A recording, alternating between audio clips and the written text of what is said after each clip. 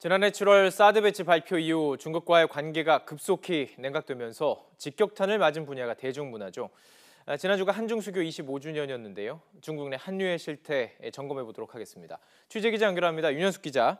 네, 문화부입니다. 네, 지난해 중국이 한류 금지령, 금한령을 내리면서 한류가 싸늘하게 식고 있다 이런 소식 많이 전해드렸습니다.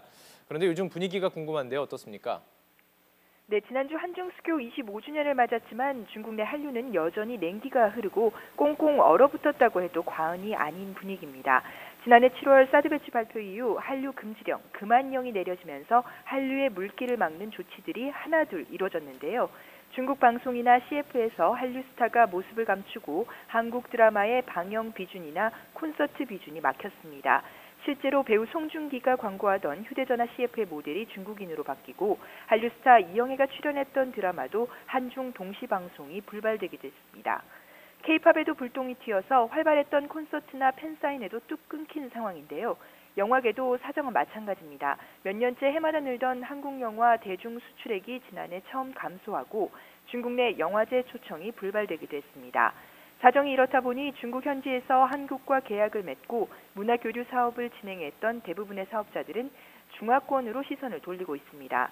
말레이시아나 태국, 베트남 등 중국인들이 상대적으로 많은 동남아시아 쪽에서 한류 콘텐츠 사업을 진행하려고 준비하는 사람들이 많아졌다고 합니다. 그렇군요. 지금 현지 상황을 조금 짚어봤는데 사실 문재인 정부 출범 이후에 한때 금한령이 좀 완화되는 것 아니냐 이런 기대가 좀 높기도 하지 않았습니까?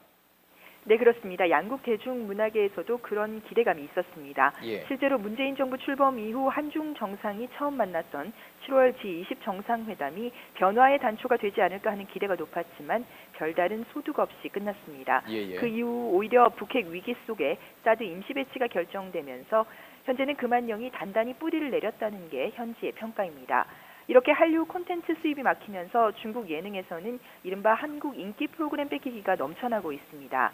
윤식당, 효린의 민박 등 인기 한국 프로그램을 거의 그대로 표절한 프로그램이 중국 내에서 인기를 끌면서 또 다른 문제로 부각되고 있는 상황입니다. 그렇군요. 또 표절이 문제인데요. 사실 사드 배치 발표 직전까지는 중국 내 한국 연예인과 프로그램의 인기 상당했던 것으로 기억이 되는데요. 좀 다시 한번 짚어볼까요?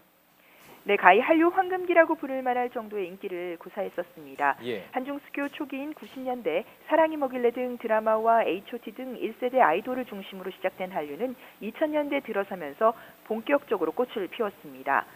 영화와 드라마 합작은 물론이고 예능 PD 같은 스타 방송인들까지 대륙에 진출하면서 한류가 중국 대륙에 말 그대로 넘실거렸는데요. 그랬죠. 특히 예. 별에서 온 그대, 태양의 후예 등이 큰 인기를 끌면서 중국 자본이 물밀듯 국내 연예 산업에 진출하기도 했었습니다.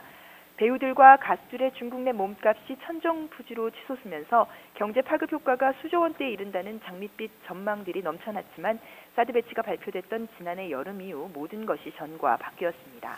그런데 일말에 좀 기대감이 있는 게 사실입니다. 한중 관계가 이렇게 경색이 돼 있지만 한류가 두 국가 사이에 가느다란 심리적인 연결선으로 좀 남아 있다. 그래서 이게 관계 개선에 역할을 하지 않을까 이런 기대도 있는 게 사실인데요.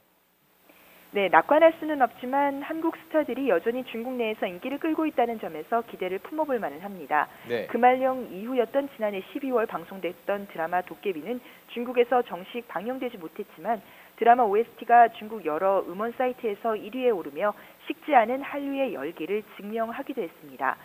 하지만 전문가들은 앞으로 정세가 변해도 한류가 옛 영화를 되찾기는 쉽지 않을 것으로 보고 있는데요.